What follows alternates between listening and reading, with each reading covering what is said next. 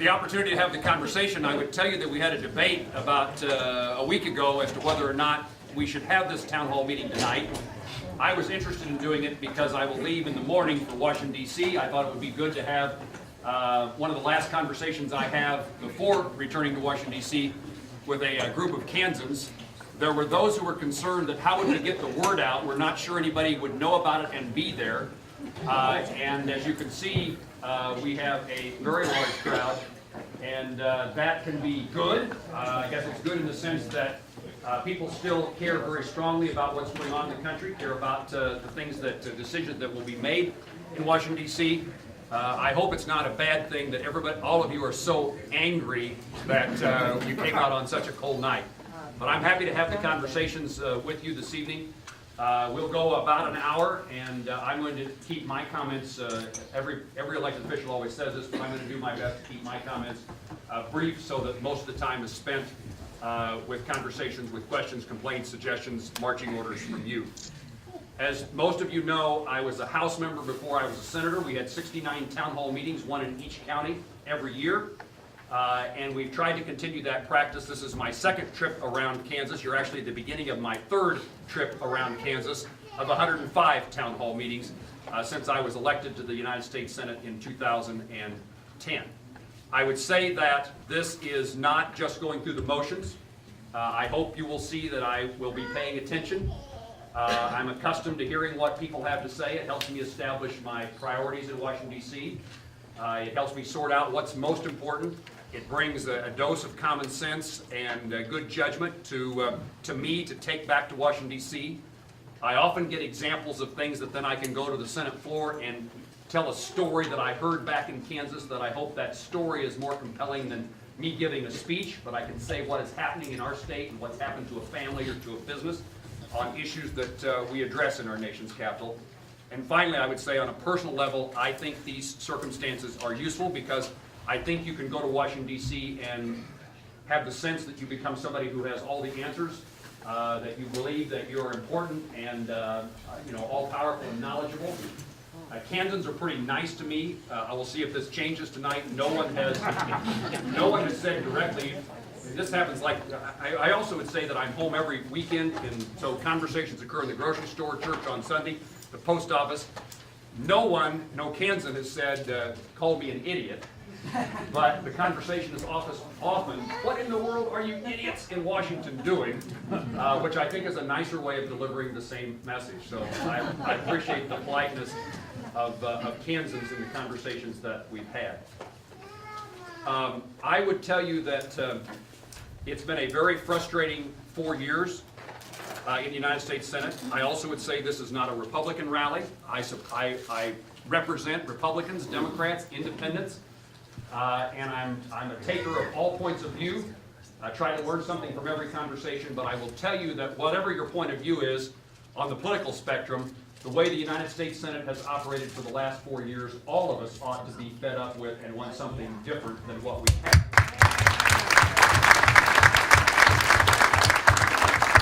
My own experience after being elected to the United States Senate was I went back to Washington, D.C., raised my hand, took an oath to defend the Constitution and perform my responsibilities as a United States Senator, and within a few days had a conversation with Senator Harry Reid. The conversation went like this. He was very polite. We're standing on the Senate floor. This would be February 2011. And it was, well, Jerry, how do you like the Senate? And I expressed my gratitude to Kansans. I said, well, Senator, I appreciate the opportunity I've been given to work here in Washington, D.C. By the folks back home. But, sir, it doesn't seem to me like we're going to do anything. To which Senator Reid responded, oh, Jerry, you just need to understand, we are not going to do anything. We are not going to do anything until after the next election, and that's just the way it is. And so regardless of your political perspective, you ought to want and expect a Senate who is willing to work. And I think my experience has been that we've had very few bills come to the Senate floor. We've had very few votes taken, very few opportunities to offer amendments. And regardless of your political philosophy, what happens in the United States Senate matters to us. And starting today with the swearing in of new members of the United States Senate, we will have a different Senate than the one that I've worked in in the last 4 years. And my promise to you is I'm going to do everything I can to see that it is a better United States Senate, both in direction of the country, but also giving people the opportunity to make their case for the positions they bring to the United States Senate as compared to what we've experienced, which in my view was a plan to make certain that, in this case, Democrat senators didn't have to choose between President Obama's agenda and some of their voters back home. And so the political plan was just to do nothing to avoid casting difficult votes.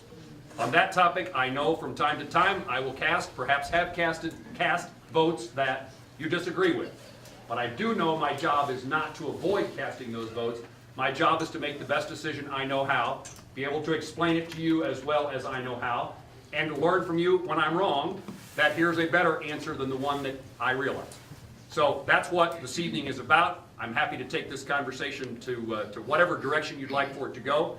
And there are no pre-programmed questions, and we can start with whoever's hand I first see. Yes, sir.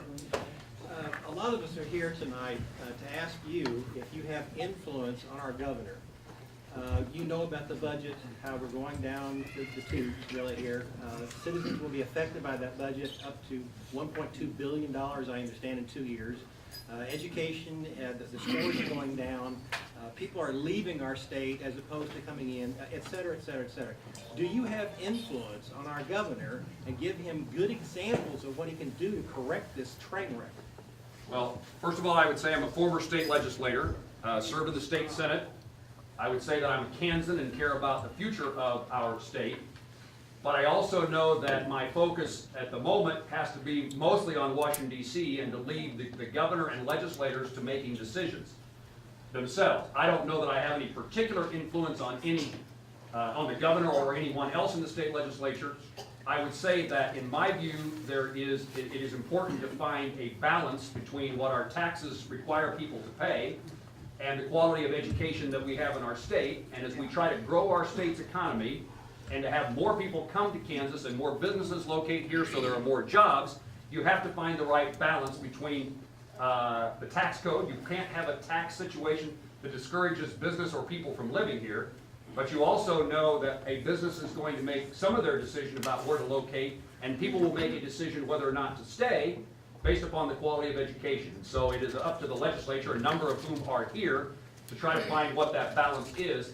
I always think that the folks here in the Kansas City area know a lot about this topic because in the time that I lived in Kansas City, and my wife is from Kansas City, or from the Kansas City area, the time I lived in the area, I was a resident of Merriam, and we see the influx of people from other states without being too specific and offend anybody, but we see people when they have kids move to Kansas for purposes of getting a quality education for their children. So we know that that's important in the future of our state. So the answer is you don't influence him at all, and that we're kind of stuck where we are. No, I wouldn't. One, I wouldn't say I don't. I mean, yes, I would say that it's not. I have not had a conversation with Governor Brownback about this topic. Will you consider that? And I also would say you're not stuck because in a democracy we all have a chance to weigh in and try to make sure that things are to our liking. Yes, sir. Senator, a few years ago we got to talk about the state of Israel. I'm Catholic, so I have no prejudice one way or the other here, but the foreign policy in America... I'm going to write that down. I'm Catholic, I have no prejudice. Anyway, for the last 4 years, our foreign policy has been going down the tubes. The whole Middle East is destroyed. We've lost allies. He's insulted the friends. He's insulted Netanyahu. He's insulted England. He's sent back all this stuff. He's just been a pill as far as foreign policy. And we're put in a worse condition today, and maybe closer to war than we've been in the last 20 years or so. So what's the Senate going to do to change the foreign policy objectives? I agree with those, with that analysis, the general state of our relationship with other countries, particularly in the Middle East. I'm a strong supporter of Israel, believe that they are our ally, and we need to make certain that they are not abandoned by the United States. I think one of the things, when you ask what's the Senate agenda, one of the first things that you will see, I would guess in the next few weeks, a number of us have significant skepticism, that's a pretty mild word, for the negotiations that have been ongoing with Iran in regard to their nuclear capabilities. In my view, as an observer of what's transpired over a long period of time in our negotiations with Iran, it seems to me they are always looking for delay, delay, delay, avoid the consequences, promise to do things, and then never fulfill what they promised to do. And the current circumstance is that the sanctions that were in place, that took our country years in working with other countries to put in place, are, at least in part, in abeyance, on hold. And the hope, or perhaps by some, the belief is that Iran will now voluntarily take steps to reduce their nuclear capabilities. I don't believe it. And so I think one of the first pieces of legislation within the first month will be a very bipartisan bill in which we impose the additional sanctions, at least the ones that were in place before they were removed about almost a year ago, back in place while we, unless they actually do something that they say they're going to do. So we're going to try to make certain that there are teeth. If you fail Iran to accomplish what you promised to do, the sanctions are going to come back into play. The bad thing, the challenge to me of why that was not the scenario to go through, is our ability to get Russia, the European Union, the whole array of countries who come together on these sanctions in the first place, to put that puzzle back together, I would guess is a very difficult task. Everybody has a reason why they don't want to offend Iran because of business relationships, etc. On a broader scale, I would say, what are we going to do? I think if you look at our world today, I don't see how you think it's any safer than it was previously, 10 years ago, 5 years ago. You look at ISIS, and I think it's a real threat. I think it's different. I think it's a different question about whether or not we try to put Iraq back together as to whether or not we allow terrorists to kill Americans and cause problems here in the United States. And I think we have a clear responsibility to protect Americans and our interests. It will be difficult to do because I think what we're now missing is a military that is perceived and in reality is strong and able to respond. Part of this is the President's downsizing or defunding of the Department of Defense. Part of it is Congress's sequestration, which is a 2% across the board cut. So part of the blame I would put on the administration, part of the blame I would put on the administration and Congress for passing sequestration across the board cuts that don't give our military the chance to make decisions about what they need and how to prioritize and how to do long-term planning. And the goal that I think we need to have is to have a military that is totally capable of defending our country with the hopes that it never has to be used. But I also would say you also need a commander that has the credibility that when he or she says we're going to do something, they have the military to back them up, but there's also a belief that they really mean it. And so we've heard about red lines, a line in the sand. Anytime that a president of the United States puts down a marker and then doesn't respond when that marker is crossed, we put ourselves in a position in which we lack credibility. And what we really need is people to fear. We need bad people to fear what we might do in response to their bad behavior. And I'm fearful that There is a consensus in the Senate that they will back somebody like Sisi in Egypt, who's recently said that about 1.5 billion Muslims can't kill 8 billion people, and have Obama quit backing the Muslim Brotherhood and these other terrorist groups, the ones that even some of the Middle Eastern countries have said called terrorist groups. Now he's trying to get them declared non-terrorist groups. A president under our Constitution is our primary diplomat, is our primary person involved in foreign relations. Congress has a couple of opportunities to weigh in. One is we have a Foreign Relations Committee that will have a new chairperson, a new chairman, starting today, I guess, sometime this week. And so there will be the opportunity to bring in administration witnesses and question them about this and other issues. The other aspect of this is the purse string. And it's something that Congress has failed to use, certainly in the 4 years that I've been there. And by that I mean, I'm a member of the Appropriations Committee. I've never been that in the Congress before. Part of that was the committee that spends too much money can spend less.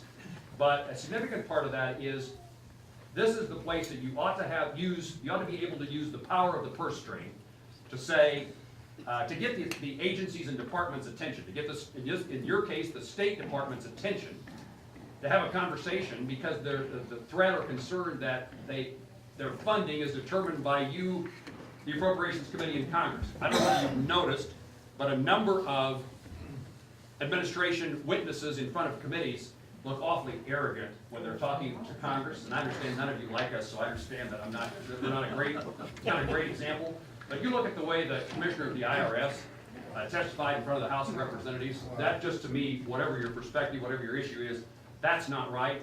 But one of the things that we have done, Congress, under the leadership in the past, is that we haven't done appropriation bills. We are required by law, April the 15th, to pass a budget, and normally what should happen then is 12 appropriation bills should march their way through the Senate and House, be reconciled and voted on. And when we don't do that, you get mostly you get what's called a continuing resolution, in which we just fund the agencies at the same level of funding next year as this year. And what you could get is the so-called omnibus, this put all nearly 12 bills together and package it into one big bill with no amendments being able to be offered. So, a longer answer than I'd intended, but the point is, if we actually start doing a budget, which I believe we will, if we actually start doing 12 appropriation bills, we will be back to the days in which the agency heads, cabinet secretaries, will be appearing before Congress, and the power of the purse string gives you the opportunity first to have a conversation with them, but secondly, if they don't listen, assuming that you have enough votes on your side or position, you can include in the funding bills, the appropriation bills, no money can be spent to implement this stupid idea. And that's the direction that I see that the Congress is going to go, is lots of provisos in appropriation bills, from State Department to EPA, from the National Labor Relations Board to the FCC, saying you can't do this because we're not giving you any money to do it. And in the absence of appropriating, we've lost that leverage. I'll go to this gentleman, and then I'll go back to some over on this side of the room. Yes, sir. Yeah, thank you, Senator Moran. I've got a lot of questions, but I'm not going to take a lot of your time. Everybody says that, you know. I know, I'm not going to, but I'm really concerned about this great country. Really am concerned. I don't know how other people think, but I am very concerned. I seen a great country that went right down the tubes, okay? I'm basically a staunch Republican. I'm registered and independent, okay? I was growing up and raised a Democrat, but I'll never vote Democrat again. So, but anyway, I hear the Republicans stand up there on TV and say, oh, we just can't wait till we get in office. Boy, we're gonna do this, this, this, but I don't hear a specific plan, especially against this illegal immigration and against the welfare healthcare system we got now, which all it is, that's all it is, it was a welfare healthcare system. I don't hear Republicans coming out and giving specific what they will do.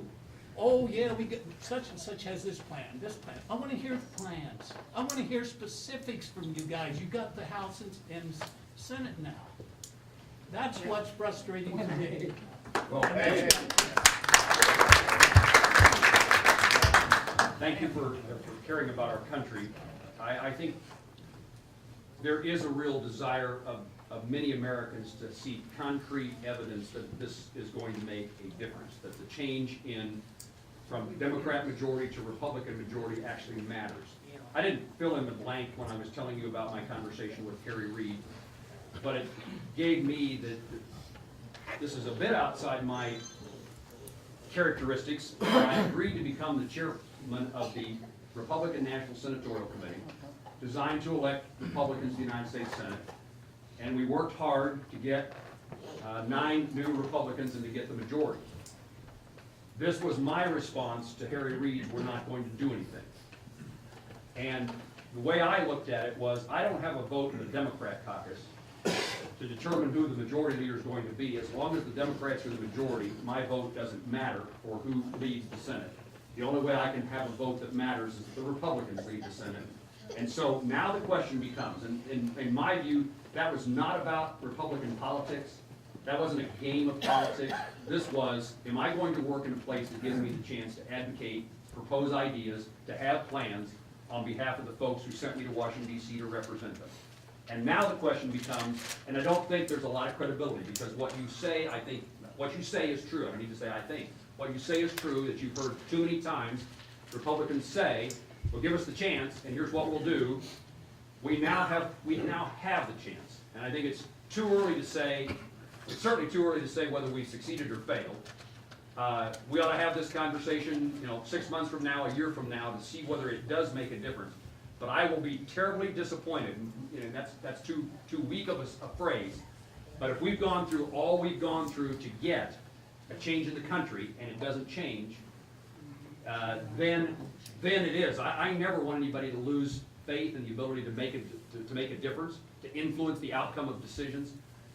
But there's a lot riding on what the Republican majority Senate does in the next year. Now, the challenge is that in the Senate, it generally takes 60 votes to accomplish anything. And so we have 54. So there's still going to be people, maybe including you, that when we're all done, you're going to be disappointed that we didn't get as much done as you wanted to do. But in my view, if we do things right, if we have solutions, if we have plans, if we take votes, even if we don't win every vote, it sets the stage for 2016, which is the point in time that really is next going to matter. And again, I hate saying that. In fact, I caused myself to smile when I said it, because it's always something else that has to be done. That's right. But we have a Democrat president who is going to veto, and I'm of the view that we send bills to the president, even if we think he's doing it. We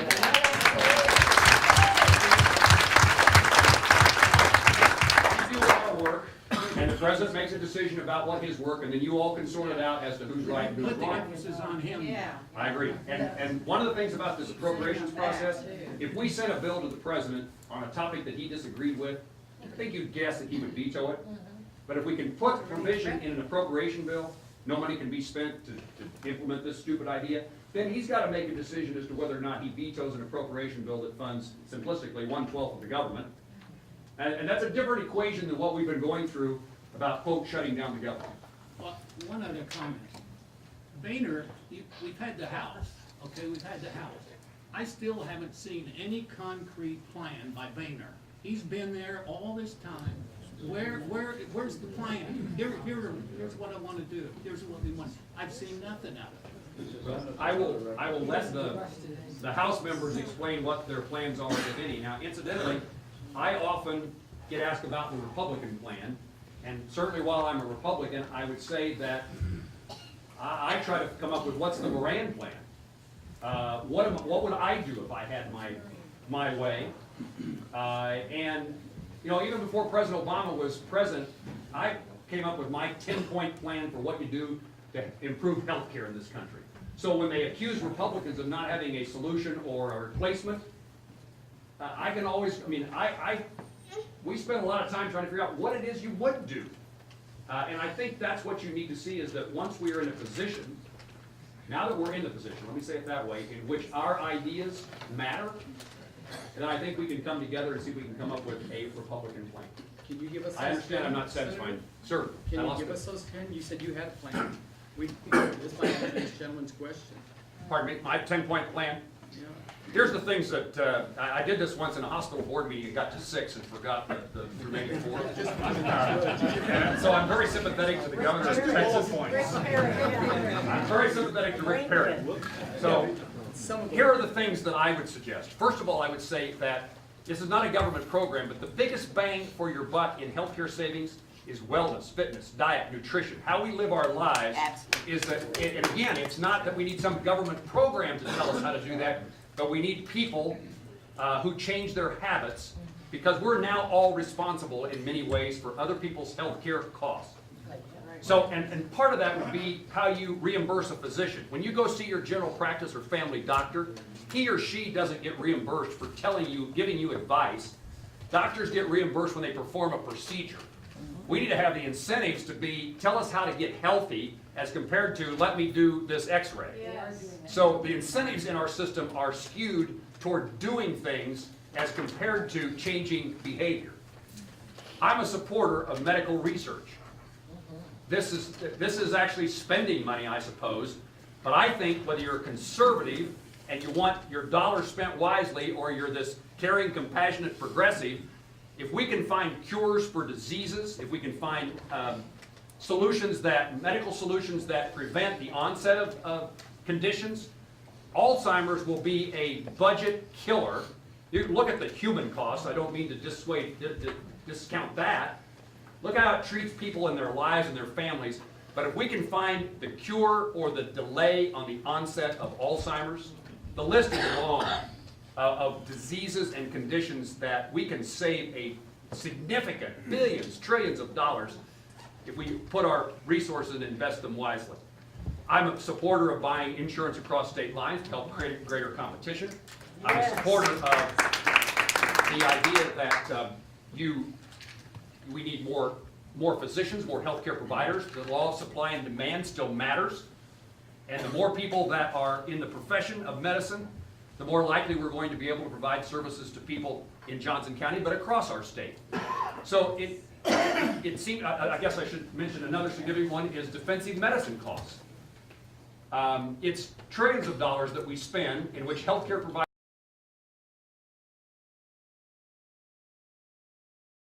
are worried about the lawsuit that might come if they don't. And so we're spending money, in my view, for the wrong purpose. So I just think that, Doctor, am I missing anything? All right.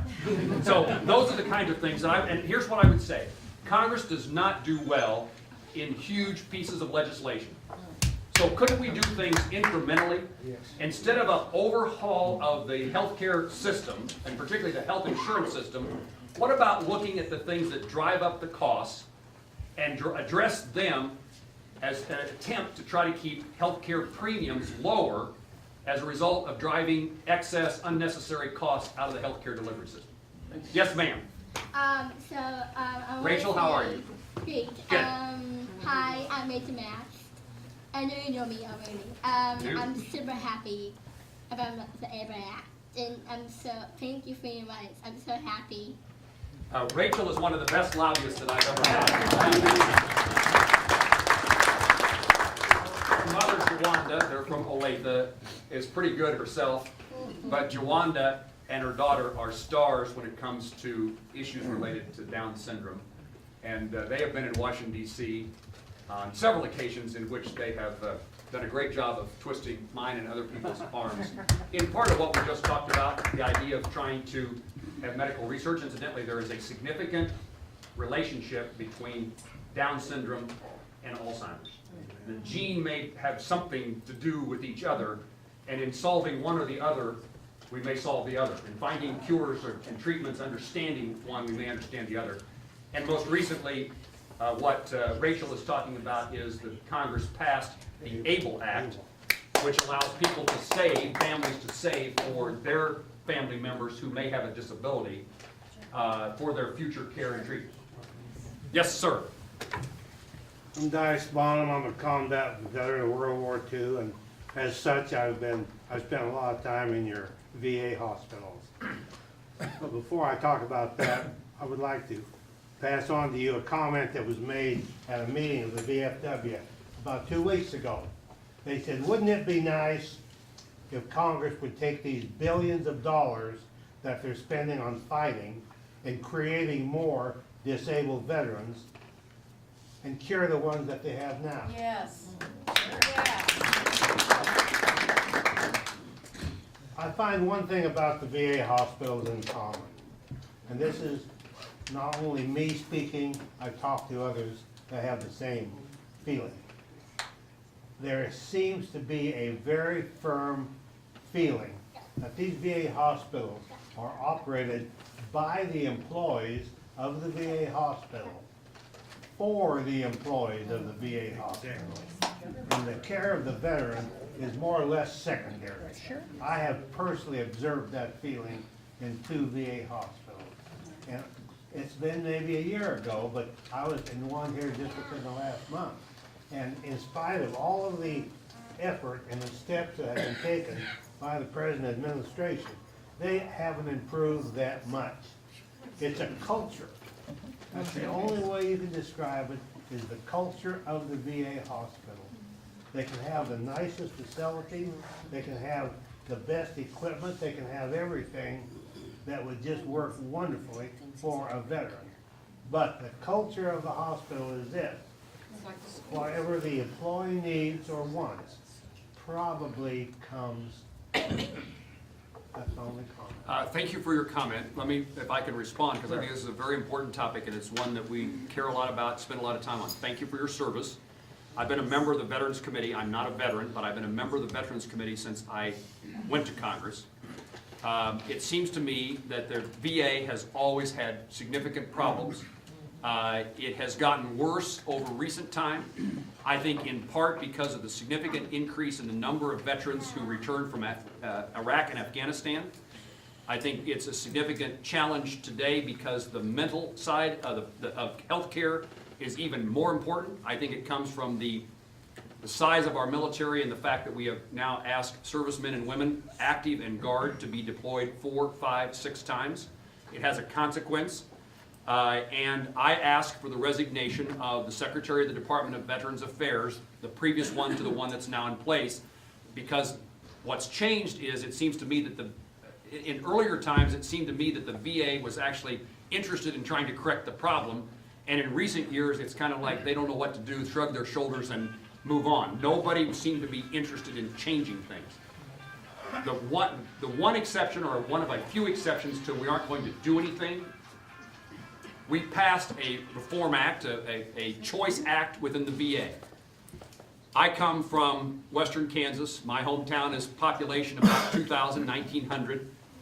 And the entire time I represented the 1st District of Kansas, none of those veterans, there wasn't a single VA hospital in the 1st Congressional District of Kansas. That district is larger than the state of Illinois, but there is no hospital. So the question in my mind became, how does a 92-year-old World War II veteran from Atwood get to the VA hospital in Wichita or Denver? The answer is most likely they don't. So we pushed the VA to put in outpatient clinics. And there's now one in Hayes and Burlington and other places across Kansas. You have one now in southern Johnson County, so that routine services could be provided closer to home. But let me ask the same question, assuming that you know where Atwood is. If you're a 92-year-old World War II veteran in Atwood, Kansas, how do you get to Hayes or Burlington, Colorado? Good point. You probably don't. So my point from almost from the very beginning is, how do we get to the point in which our veterans can access service at a doctor or hospital at home or a place of their choice, as compared to having to be a part of this larger VA system? And so, I introduced legislation to require that. If you live more than a certain number of miles from a VA hospital, the VA must provide you with a card and you can go to the doctor or hospital of your choice.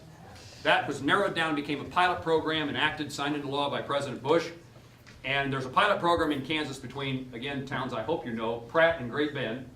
And it hasn't worked because, as a result of becoming such a critic of the VA, employees are now sending us information. One of those pieces of information is a set of email exchanges between the VA in Washington, D.C. and the VA in Wichita, which was instructions: do not promote, do not encourage, do not market the opportunity for veterans to access care at home. That unstated is the next part of that sentence, which is, because we need them in the revenue in our hospitals in our hospital in Wichita, Kansas City, Leavenworth, and Topeka.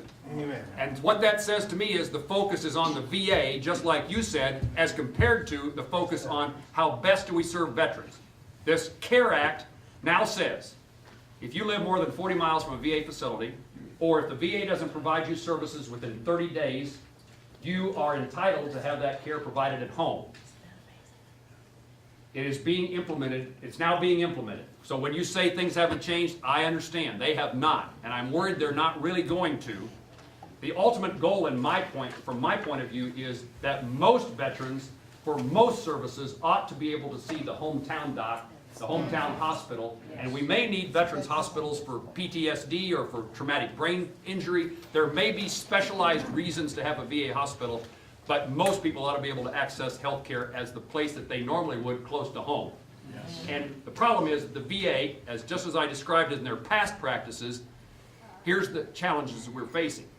So my question, and I now have the cell phone number of the secretary, This is a dime. I wouldn't want you to think that anybody that you elected was too good to stoop down and not pick up a dime. If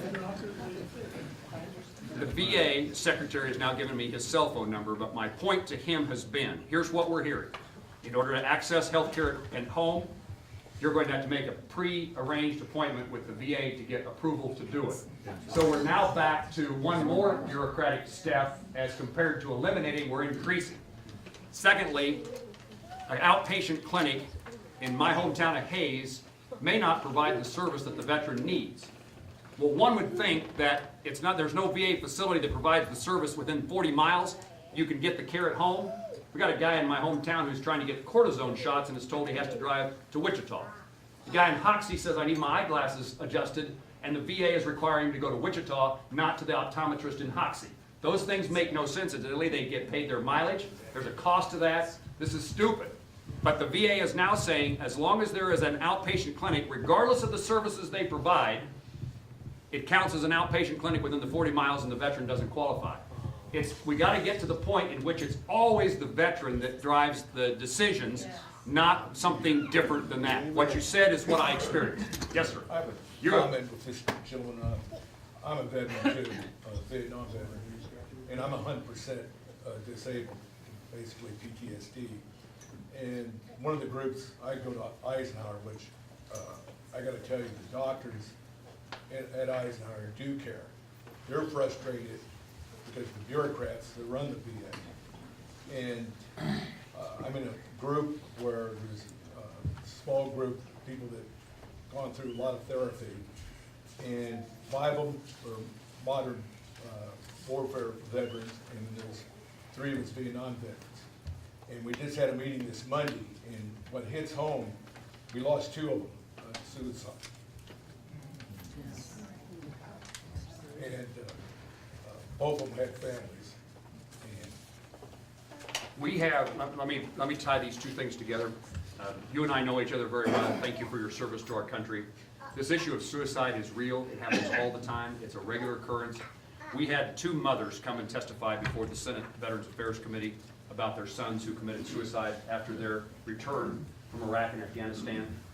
Here's what stood out. I mean, all of it stands out to me, but here's my takeaway from their testimony. Both mothers testified that neither of them believed that had the VA taken care of their sons and not got them caught in a bureaucratic trap in which nothing was happening, there were no answers, that just went on and on and on. They both believed that their sons would be alive today.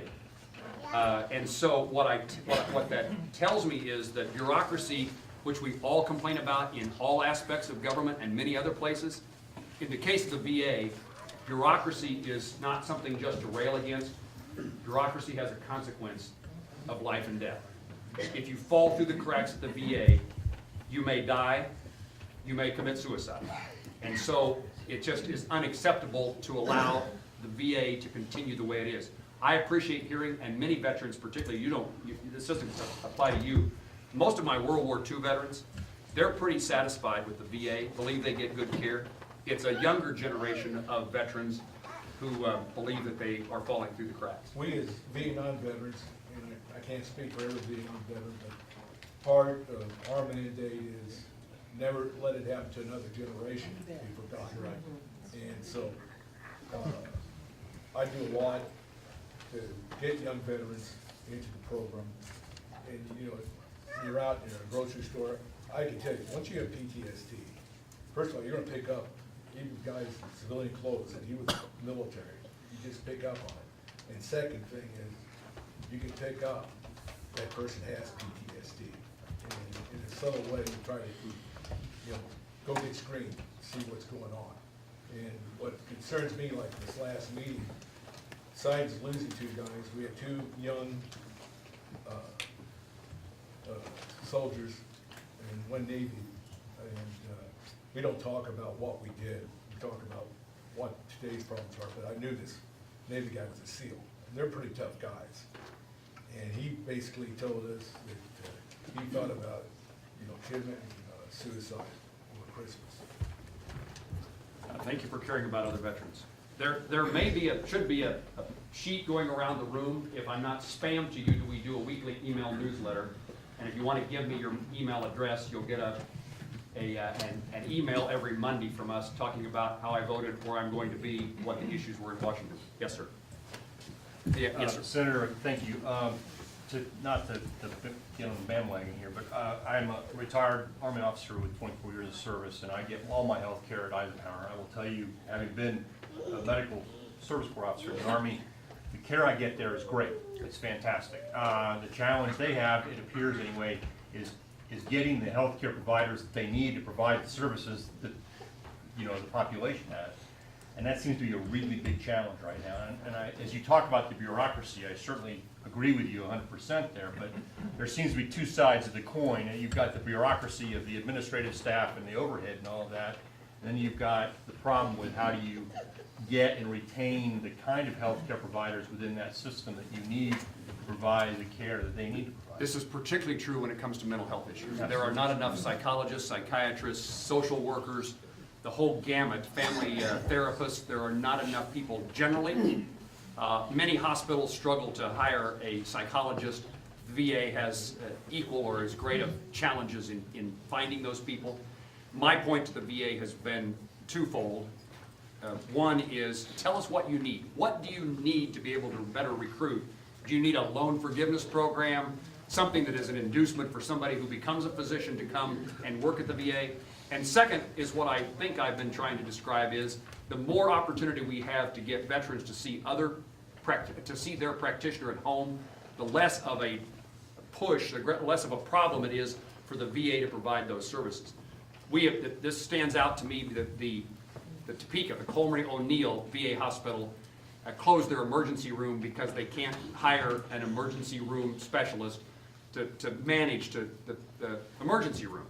So you show up at the emergency room at Colmary O'Neill, you're told you need to go to one of the other hospitals in Topeka. Those are the kind of things, even in a city setting, in a sense, in Topeka, you can't find the people to work. We were successful in having an outpatient clinic in Liberal, corner of Oklahoma and Colorado. It's been 3 years since they've had a doctor at the outpatient clinic in Liberal.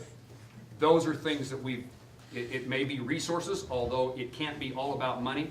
The second thing is that we've created I introduced legislation, it hasn't passed, that says if you're a physician in private practice and you want to donate some time to the VA, you can do that without going through all the credentialing problems of the VA or challenges of the VA. We're trying to find creative ways to get more people. We have pushed the VA to expand the number of professionals that they will utilize. Not everyone is a physician. There are other practitioners that can be of help, and you need to expand the array of opportunities that you give to folks. I haven't been over this way for a long time, or at all, maybe. Oh, I don't want to talk to you, Geezer. The guy behind you. Now I have no choice but to come back to you. I hate to beat this veterans thing into the ground. Okay. But I'm a Vietnam disabled veteran, and only time I've ever contacted a senator, I sent an email to you, figured that'd go in the deep file. I'm worried you're going to say you didn't hear from me. Well, lo and behold, I heard from Chelsea, one of your Oh, good. senators, who she said you had told her to contact me. My complaint, and it's not for me, because fortunately I've been able to provide for my own retirement, but I think the claims situation is a dastardly mess. Even these kids coming back from Afghanistan, they're losing their homes because of the period of time it takes to get a claim for disability compensation through, to me, is inordinately long. And it's also maybe older vets or on fixed income that need those approvals. And I think it's just a head count problem. There's a group of us senators, about, I don't know what it is, 6 or 8, who have banded together to create, I don't know that you heard that question. What the complaint was is that the disability side, we've been talking about the healthcare side of the VA, the disability side, if you apply for disability benefits, you are waiting for months and maybe years before you get an answer. The also part that I would repeat, he says that he contacted our office and he actually heard from us, so I want to make sure you heard that. But there's 6 or 7 of us, senators, Republicans and Democrats, who sit now with the American Legion, VFW, and other Vietnam Veterans of America Association, and tried to come up with a plan, a task force. What this gentleman says is, what are you gonna put on paper? What would you do if given the opportunity? And we've accomplished that. There's been agreement between this group of senators and these VSOs, the Veteran Service Organizations. And now we're trying to convince the VA that here's a plan that might help you speed up the process of answering questions. We have people on our staff, as you discovered, who spend most of the bulk of their time trying to help veterans sort their way through the process. And you're right, too many times it's like my mortgage is being foreclosed, I can't get an answer from the VA, and we end up scrambling to try to get something done quickly before. And often I don't know how often, maybe that's too strong of a word. Regularly, we are able to solve the problem, but it's like, why does the system work so poorly that you gotta call a United States Senator? I'm not complaining about being called, but the system ought to work in a way that doesn't require somebody knocking on their door to get their attention. Geezer, now that I've offended you, I gotta ask you. I've heard you talk about health care and lots of things. The fair tax, I noticed you got a sticker on there, which would go a long ways toward helping a great many of the problems you've discussed. But I want to ask you this. If the legislature of the state of Kansas were empowered to end your career tomorrow if they chose to, would any of your votes have been different in the last 4 years while you're in the Senate? Because the 17th Amendment, which brought us to a democracy, which enumerated power allows the federal government to become a benevolent society. We should always take care of our combat veterans. They should absolutely be treated like kings. Beyond that, what authority does the Senate have to even discuss our health care? That's right. See why I didn't want to call on him? These are what I would say is this. First of all, I believe in the, I don't espouse this very often because it isn't going to happen, but the framers of our Constitution had it figured out better than we did over the history of our country, in which we amended the Constitution to do a variety of things that I don't think were in the best interest of the country. In my view, we would still be in a better position, and the reason I think about this is, and I would guess that most Americans would never agree to this, because what happened in the early teens of our country, the Constitution was amended. Previous to that point in time, members of the United States Senate were chosen by legislatures in the states in which they represented. The reason I think that would be a useful thing to have, and again, I would guess if you polled Americans and you asked them, do you want the authority, the ability to vote for who represents you in the United States Senate, 9 out of 10 would say absolutely. But it would make a difference in your view about how you respond to issues in this country. And most importantly, it would reduce the chances that you're going to have a bunch of mandates that are placed upon states to do things, to go back, that they have to raise the taxes or figure out how to cut spending over here to meet the federal mandates. We haven't talked a lot about education. There's a bar chart in the office. I don't remember the numbers. This is what the federal government, the cost to Kansas schools is on the bar chart. Looks like this. This is what it costs to meet the federal mandates. This is the amount of money the federal government, the federal taxpayers, the federal government doesn't have any money, the federal taxpayers provide to meet these mandates. And I think if you were chosen by the legislature, you'd be much less likely to say, shift these burdens off to the people who elect you. I also would say that what I think we're missing is the 10th Amendment. All those powers not specifically granted to the federal government are hereby reserved to the states and the people. And had that ever been interpreted in the way that those words mean to me, what I've discovered as a member of the federal Congress is that too many people, if there's a problem, the first place they look is to the federal government to solve the problem. The first place you look is to personal responsibility, to your family, maybe to your community. But our natural tendency is that there's something wrong someplace, and then I guess because human nature, we're human beings. I mean, part of the reason I've asked for this job is because I care about people, want to help them. And so you get in this habit, this mindset is, well, how do we solve the problem? Well, the answer in many instances is the solution is not in Washington, D.C. Amen. And this is most important for us who come from states like ours, rural in nature, in which one-size solution often does more damage to us than it solves. And so when you solve a problem broadly, you end up creating lots of problems because we're different. We don't, again, a solution for a problem in New York City, Chicago, Miami, or Los Angeles is significantly different than a solution in my hometown of Plainville, but different in Lenexa. And we think about things differently, we do things differently, and we ought not have the same solution for every problem. So just as a practical matter, and then as is said over here, the Constitution provides there is federalism. Decisions to be made in Kansas, decisions to be made in Washington, D.C., and they have gotten blurred. Yes, sir. Senator, I think we would all easily agree that our tax system is absolutely ridiculous, 77,000 pages. Let me see if that's true. Do we all agree on that? I know my audience. The big question is, what do we change our tax system to? And I am absolutely delighted that you've taken a look at the various proposals and that you have agreed to be the sponsor of the fair tax in the Senate. And I would call everyone's attention to the fact that the fair tax is a consumption tax which allows us to eliminate the IRS. There are lots of folks in this room, at least they met me at the door and stuck me, who are supporters of the fair tax. And I would say that this isn't anything, this change, unfortunately, will not happen quickly. But it's only happening, we're only moving in that direction because there are so many citizens across the country who come to people like me in significant numbers, in consistency, in regularity, to make their case. And I've always thought, I mean, my view has always been a person ought to be able to file a tax return without needing much professional help, if any.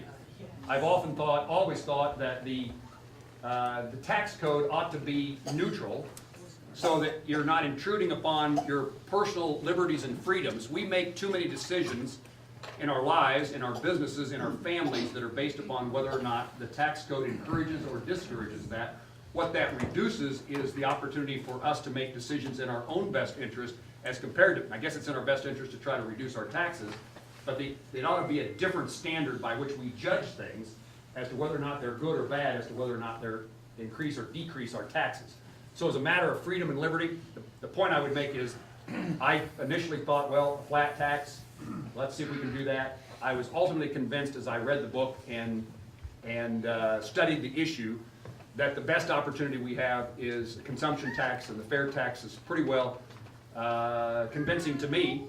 And what John is saying is that Saxby Chambliss, who led the effort in the Senate to pass the fair tax, is retiring from Congress, and we are taking on that responsibility to try to advance the cause. Yes, sir. Senator Moran, first of all, thank you very much for taking your time to understand this. Thank you very much. Many individuals here obviously are my senior, and being part of the younger generation that's going to be tasked with future leadership. Part of my concern is what we're going to inherit that we're going to have to fix over the next 10, 15 years.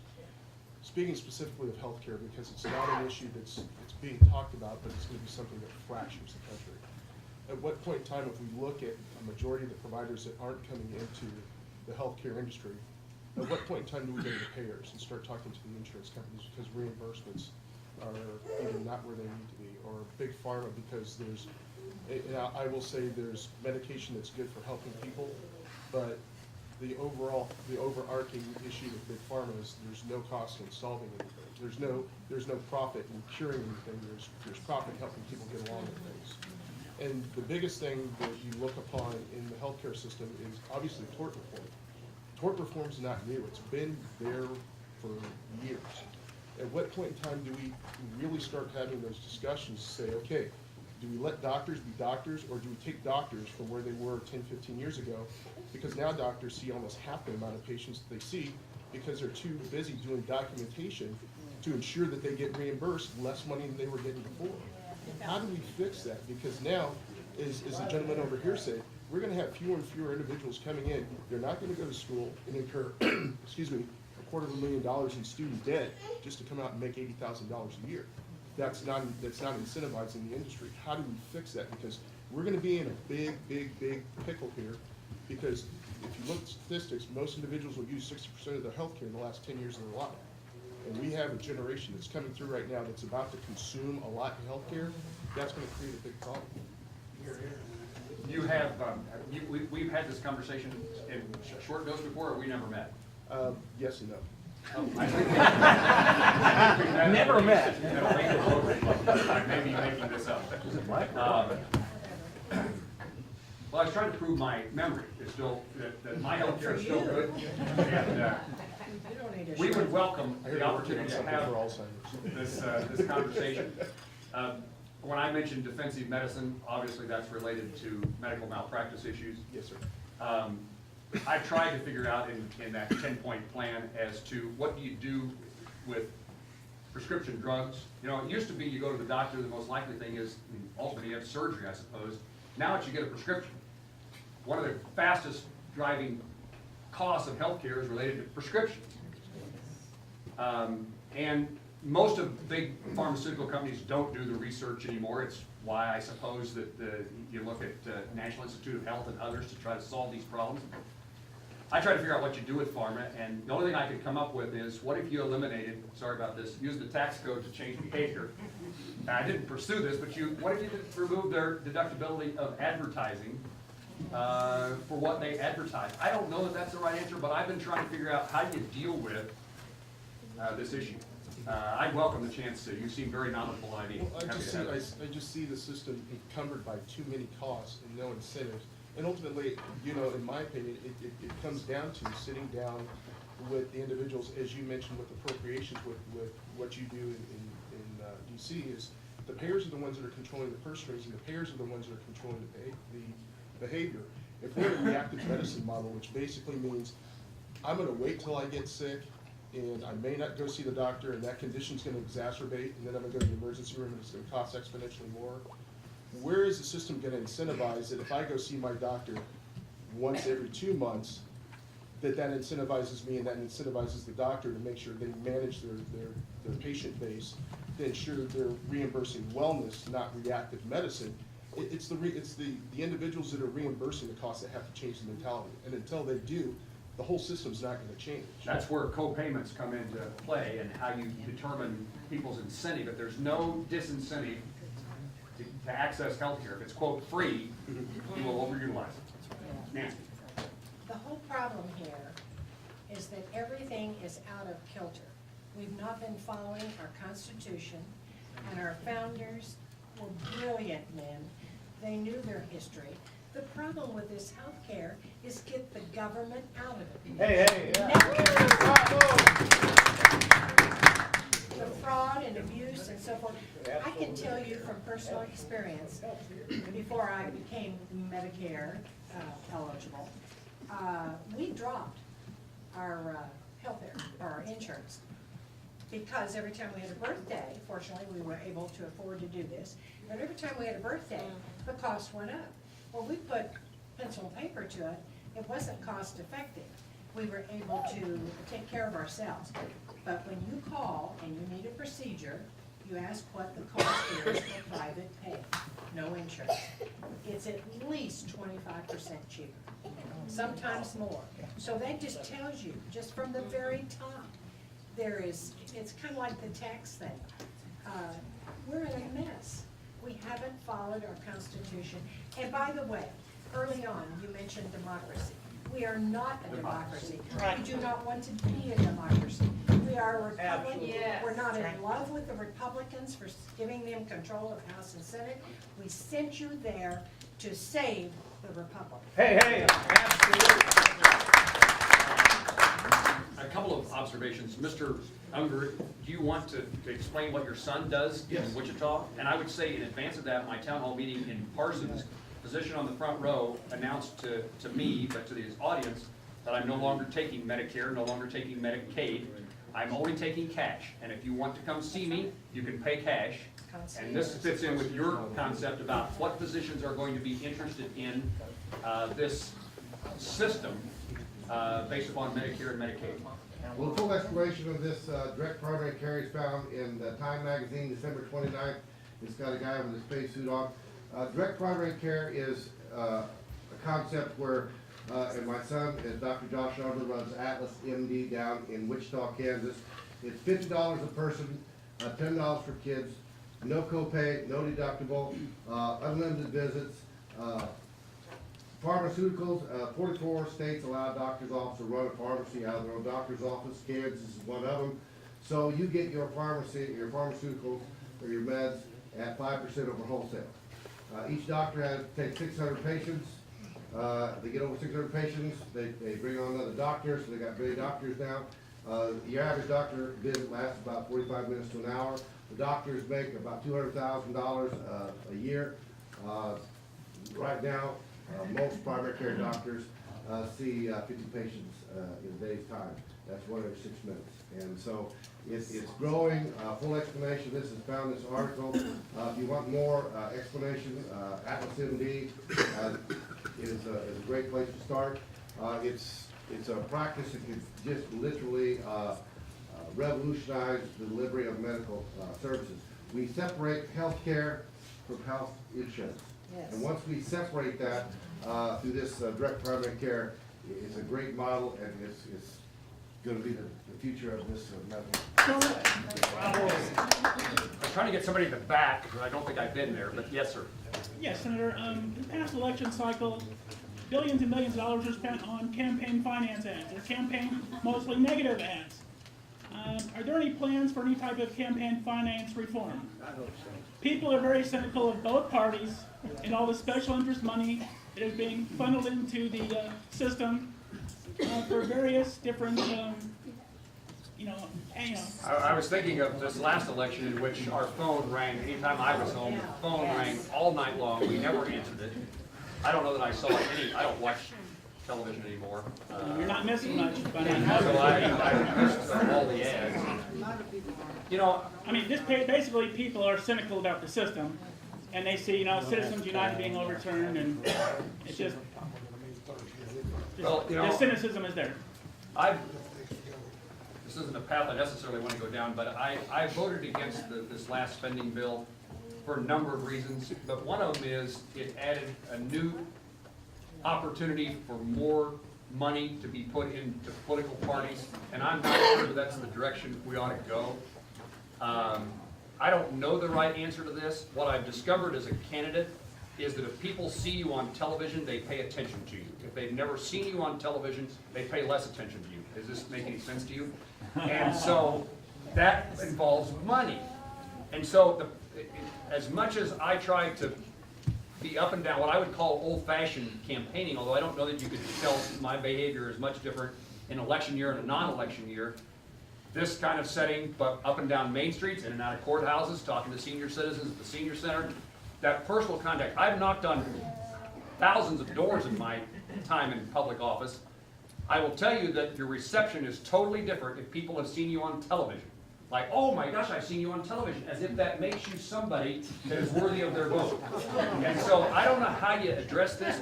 What we need is people who are fully engaged in the political process, who make their decision off of something other than a 30-second television commercial. If 30-second television commercials didn't affect voters, didn't influence the outcome, we wouldn't have 30-second television. Maybe some transparency from some of those PACs where we could actually reveal who is backing a certain ad. So we would know. Thank you. Yes, ma'am, in the corner. Yeah, well, you go back to the whole purse strings analogy. The people who have the purse strings in the legislature are the special interests and are the people who get you elected. And if you don't spend 50, 70% of your time fundraising, you won't be elected again. So for me, I think our system is broken, but mainly because of the way we are electing our officials or letting other people elect our officials. It's no longer a democracy at all. Our votes are for sale. It's not a democracy. Don't go there. No democracy.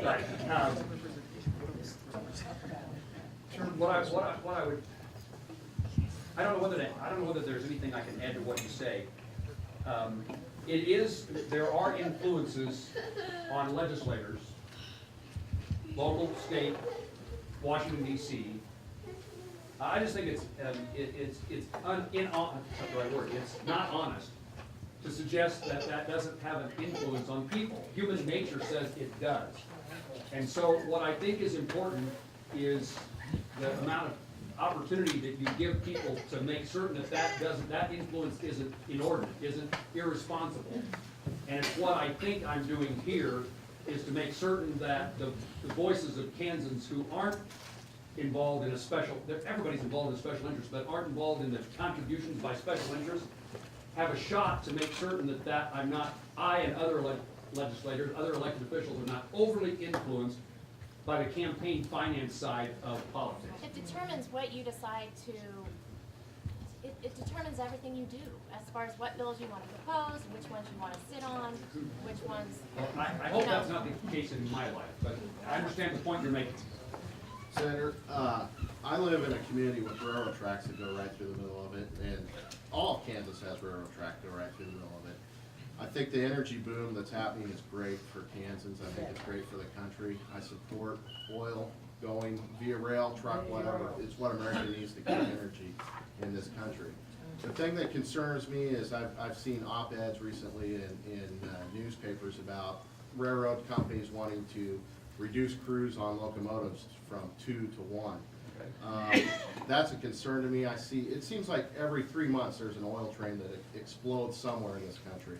I did some research. There's some congressional legislation right now in the House that would mandate that 2 people remain in the cab of a locomotive. If that gets over the Senate, is that something you would support? You know, I only kind of know this story, but I'm interested in the topic, and what you're telling me is a matter of safety. Yeah. Those 2 people are important. I'd be glad to have you share whatever you've read with me. I'm not aware of the legislation. Yes, sir. Yes, I'm an Iraq War veteran, so I'm encouraged by my other comrades here. Served with the Big Red One in Al Anbar Province. I'm also a civil engineer, and I'm encouraged to hear that, this next Congress going forward is going to work on casting votes.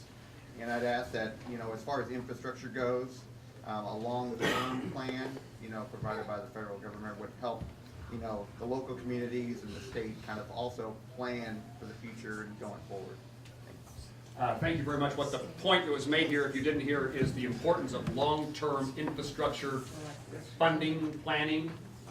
And what you see Congress doing in too many instances is there'll be a 6-month extension of a transportation bill, and no Kansas Department of Transportation, no engineer, no city, no county can make any decisions based upon a 6-month period of time, and we end up doing patchwork, trying to maintain what we have, and our highways are crumbling. Here's the issue that I would ask you, and I would guess, knowing my audience, the question is, are we going to raise revenue, taxes, and that would be the gas tax, to put into highways, construction, maintenance, and I don't know how you all would answer that, but most Kansans would say no. That's right.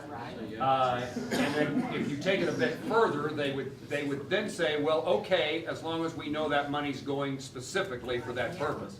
So I think there's some opportunity here to pursue this. Yes, sir? Yes. You have the most action you can. Follow up on that gentleman's call. And the best way to prevent railway accident is a pipeline, and the Keystone Pipeline is gonna, and I don't know if you heard, but the administration said they're gonna veto it.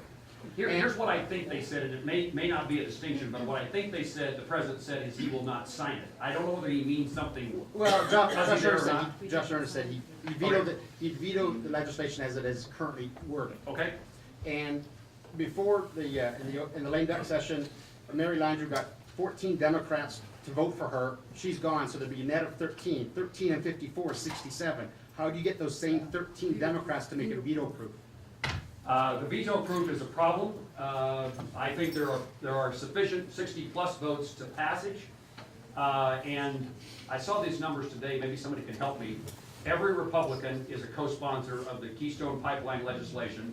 There are six Democrats who are co-sponsored the legislation. So that gets you to 60. And then the article also said there are, I think, 3 additional Democrats who say they would vote for it. That gets you to 63. The question is, are there 3 more? And, oh, 1 more, excuse me, 1 more. 4 more. 4 more. 4. Thank you. 4 more. And I think that's hard to find. Thank you, I need help. See, I told you.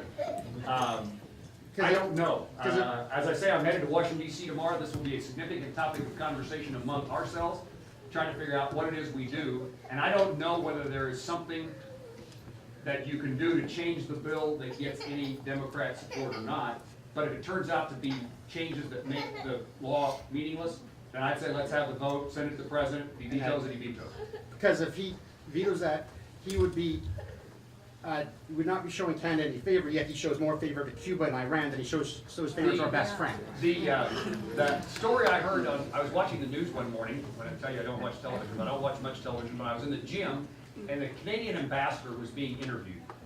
And the Canadian ambassador said this, and it stuck with me, this is 6 months ago. His point to the interviewer was, why is it so difficult to get the 65th permit? The point being, we've approved pipelines 65 times coming across the border. Why is this one so different than what we've had in the past? Yes, ma'am. My answer would be, I'm very concerned about the condition of the Ogallala aquifer.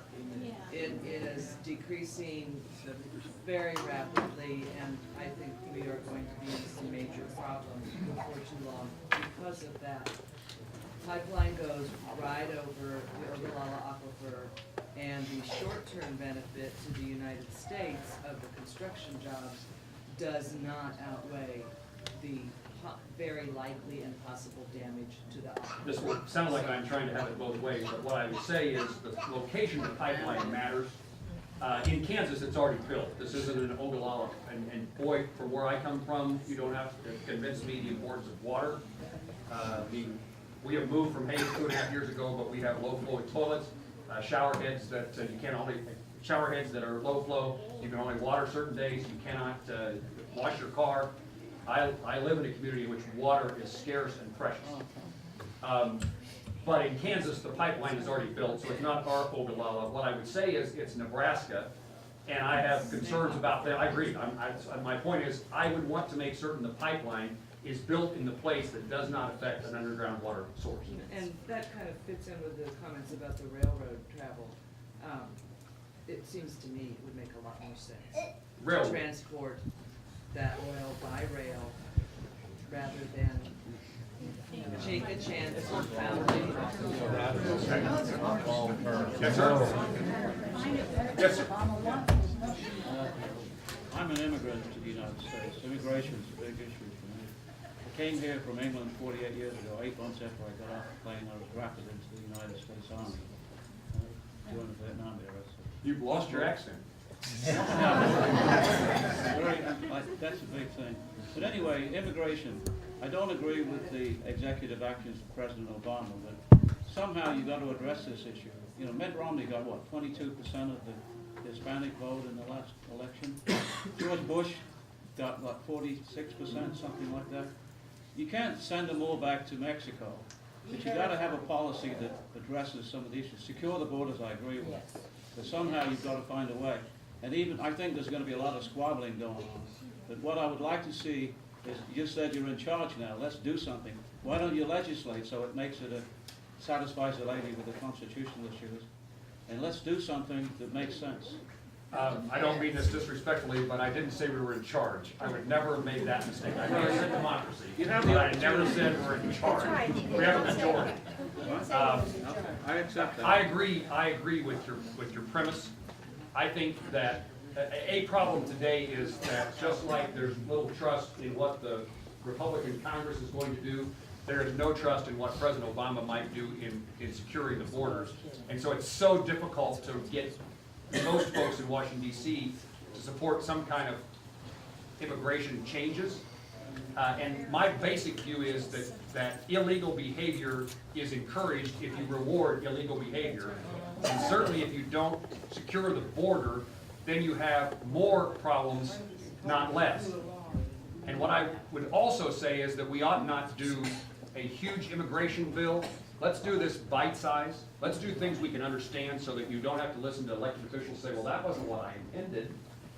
Let's get to a point in which we understand what the intentions, what the consequences are of what we vote on.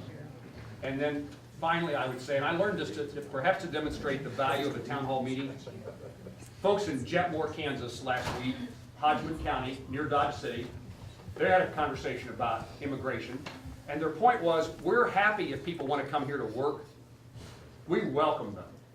But what we don't want is people who come here to take advantage of our welfare system. And if you can fix the welfare system, you would reduce the incentive for bad behavior, for illegal behavior. And it kind of, the light bulb went off with me, because I do think, I mean, I sometimes get disagreement with Kansans, but I can tell you there are lots of jobs where I come from that we don't raise our kids to take.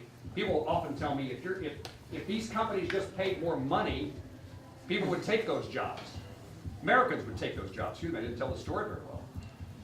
But I think there are plenty of instances in which trying to find somebody to work in a feed yard, trying to find somebody to work in a packing house, trying to find somebody who builds highways, it becomes, and again, I would put this back, this comes back to the same thing that I just said, which is a problem is that we have created a society, because of the way our government provides benefits.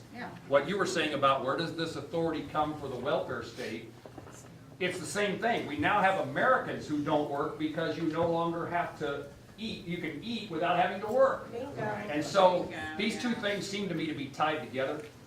I've been very supportive of issues trying to solve some of our immigration problems, but the reality is that we have a system that encourages illegal behavior, and we have a system that encourages people not working, and the two come together in a circumstance in which people come across the borders, and if you don't handle this correctly, you just encourage more people to come across the border. Yes, sir. Thank you.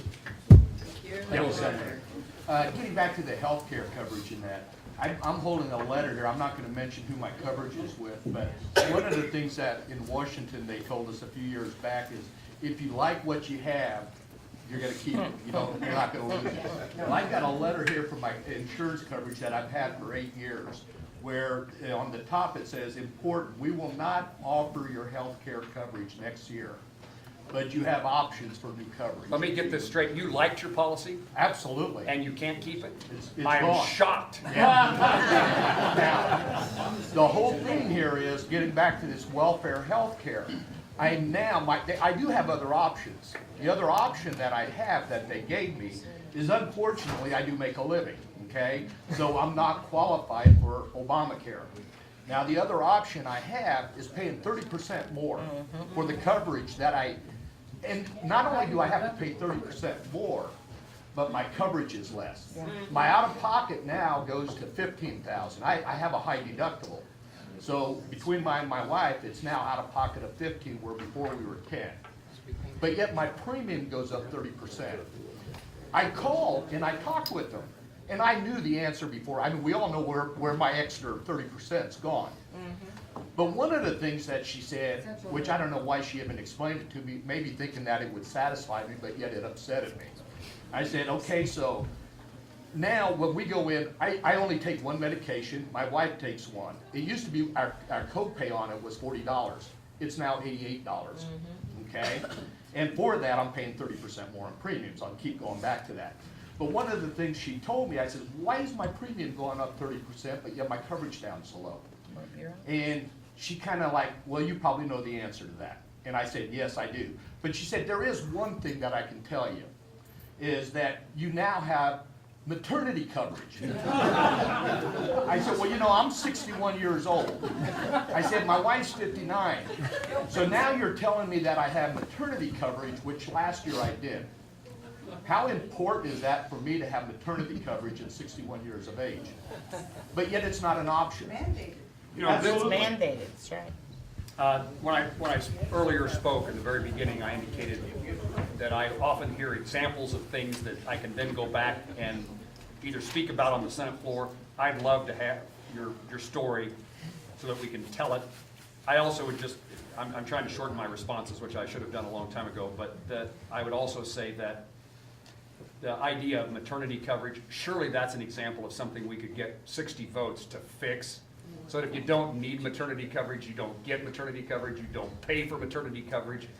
Surely there are some common sense things that we can get from, enough Republicans and Democrats to address. Yeah, I mean, I don't have a problem. I understand we have to take care of a certain amount of the population that can't take care of themselves. I don't have a problem with that. Right. Okay, but what I do have a problem with is paying 30% more on my health care coverage, having less coverage, and we know where it's going. I mean, the bottom line is if you make $59,999, I could have had quite a bit taken off of that, okay? I make more than that. So now, I'm paying for all these other people that are in this Obamacare thing now, that just don't wanna work. There's no incentive for them to go out and work now, because everything's taken care of. If they go to the ER, you and I pay for it. Yeah, I don't have to work. I don't need to make 60,000 or better, because if I make 30,000, my health care is taken care of. You know, I'm not gonna pay any taxes. So the incentive to going out and working has just been taken away by us people that do go out and work. Message received. Okay. Yes, sir. You, and then I think we're about done. As I'm sure you know better than I do, the framers of the Constitution reserved to the Congress the authority and the responsibility to declare war. I'm almost 70 years old. In my lifetime, we've been involved in one war after another. And I should say that my family's business is the U.S. Navy. We've all done careers in the service. I'm a retired naval officer. My big disappointment in the Congress in this aspect is the Congress has, decade after decade, abdicated their responsibilities by allowing the executive branch to declare wars of adventure and wars of convenience and whatever, and really never put up a fuss about how they lost that responsibility. The framers gave that to you guys, and you gave it to the executive. Whether there's a Democrat or Republican makes no difference. They're equally guilty in this aspect. I'd like you to go back and, if you get the chance, stand up for the Constitution and return that right of declaring war to the Congress where it belongs. If you're not going to send your own daughter or your own grandson to war, don't send the sons and daughters of this group. You and I are in agreement. Thank you. I have voted for an authorization of war in Iraq, even though I thought, there's no reason to go back into history, but my thoughts resulted in me being invited to the White House, where I had a long conversation with Condoleezza Rice. What I have learned from this experience, and I think this is my new standard, I'm sorting my way through this, but we ought not allow any president to utilize force except in the immediate defense of our country without the authorization of Congress, and in my view, that authorization no longer should be a resolution authorizing force. We either should declare war or not. And if we're going to ask young men, women to sacrifice and serve our country, then we ought to have the political courage to say, this is the right thing to do, it matters. It would help us, as I indicated earlier, I'm not a veteran, I grew up with Vietnam in the back of my life. One of the things I learned was we're going to take care of our veterans regardless of where they served and what we all think about it. And secondly, we ought not engage in wars unless we have the American people behind us. And if Congress lacks courage to make a decision about whether or not to go to war, how do we expect the American people to support the war effort from day one until we reach the success that we're after? And so my point of view is, I guess now I think Rand Paul is kind of leading this charge. My point of view is that we ought to declare war. My point of view in regard to ISIS is that the president ought not be given the authority to do what he's doing in a resolution of force. We ought not look the other way and just say you can do it under some previous resolution. If we're going to have a war, it ought to require what the Constitution says, which is it's Congress's responsibility to declare war. Now, the part of this that I shouldn't take a next step further is maybe we ought to pay for our wars. Because now I think that nobody feels like there's a sacrifice. Wars are fought because we have a voluntary military. Wars are fought by somebody else, by somebody else's family. We don't sacrifice ourselves. We expect somebody else to do. We go on living our lives in a merry way.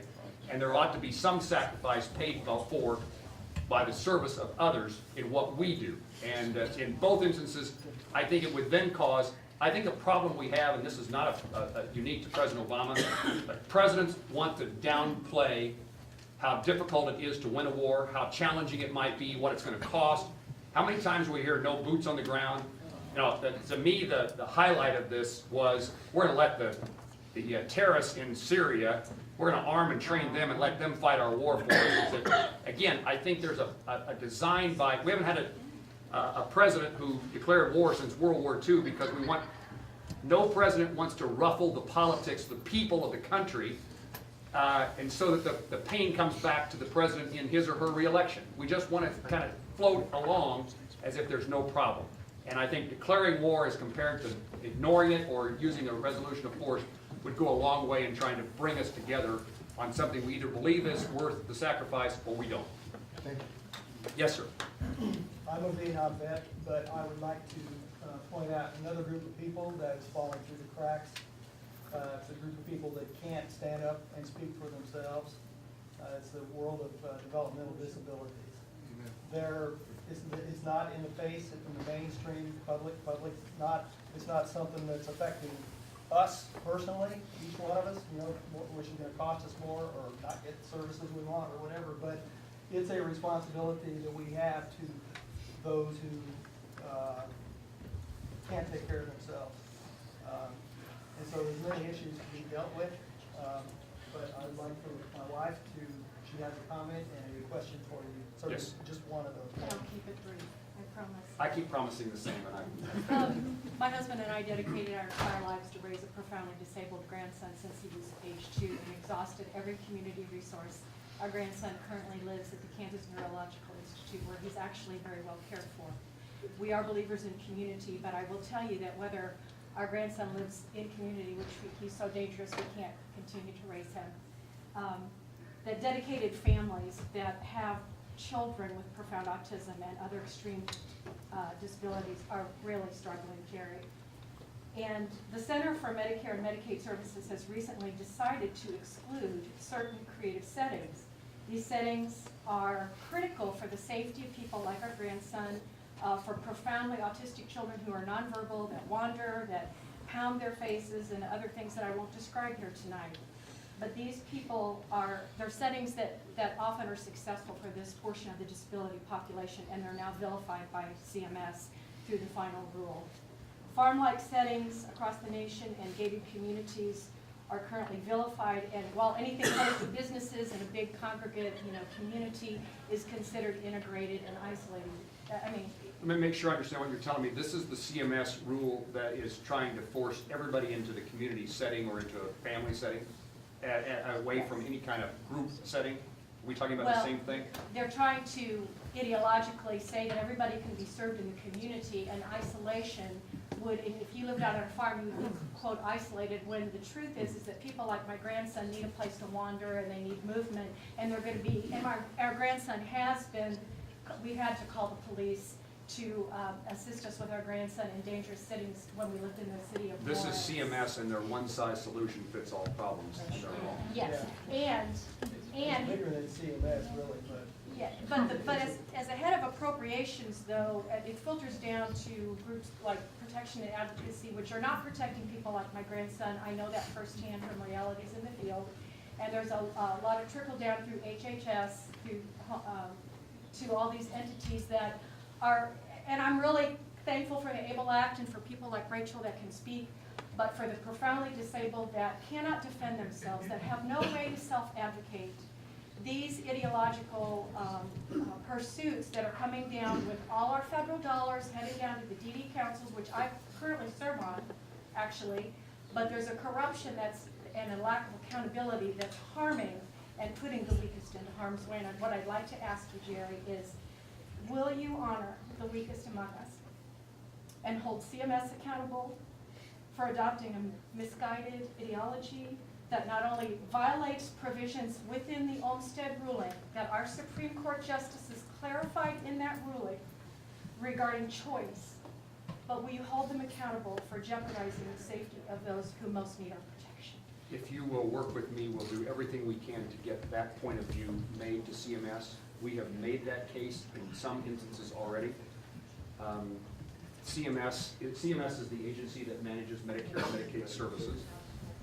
It's hard to get their attention because their whole focus is on the Affordable Care Act and all the things that CMS has to do separate from the Affordable Care Act. Obamacare doesn't seem to get the attention. I've worked hard at developing a relationship with Marilyn Tavner, the administrator of CMS, and I would be glad to try to get us together, me together with her, to have another conversation about this topic.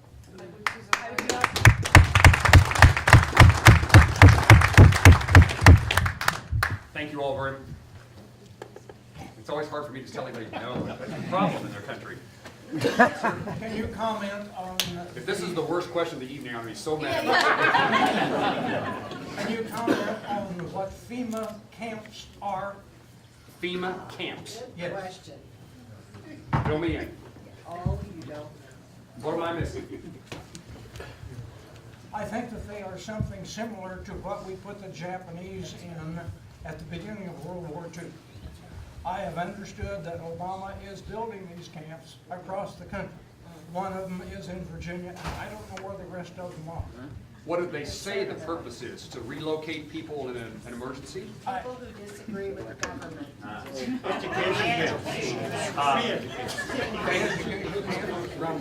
Thank you for bringing attention to this issue to my attention. I'll find out about it. Obviously, there's anything we would want to pass. Thank you. Yes, sir?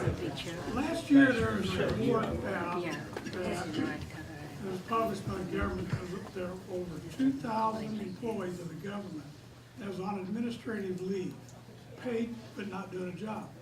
And many of those people were on administrative leave for over 2 years, non-productive. As a taxpayer, which supports the government works for us, that offends me. And sometimes, or a few cases, when they were going through the process trying to get rid of some of these people, they said, well, the process is so long, you have to do this, you have to do this, do this. Part of it was on the VA, part of it was on the IRS, and I don't remember now who all the others were. But I think the rest of the people in here would agree with me that if they're on administrative leave, they need to find out why and get them off the payroll. Either get them back to work or off the as payroll. possible. What are you going to do about that? We went through this with the VA, and actually there's legislation to alter the ability to discharge employees so it can be done in a much quicker fashion as compared to this process that drags on forever. The VA legislation that I described about the 30 days and the 40 miles gives the Secretary the authority to discharge VA employees in a much more expedited fashion. I don't think he's used that authority anymore, any at all. And my complaint or my experience is that in the VA, you find somebody who's doing something wrong at one hospital in the VA, they just get transferred to some other. I guess they're still working, different than your point, but they just get transferred someplace else. There are no consequences. We need to change the way that we manage the workforce. But what I would say is this is a reminder that government is way too big if you can have 2,000 people who never have to go to work. Thank you all very much.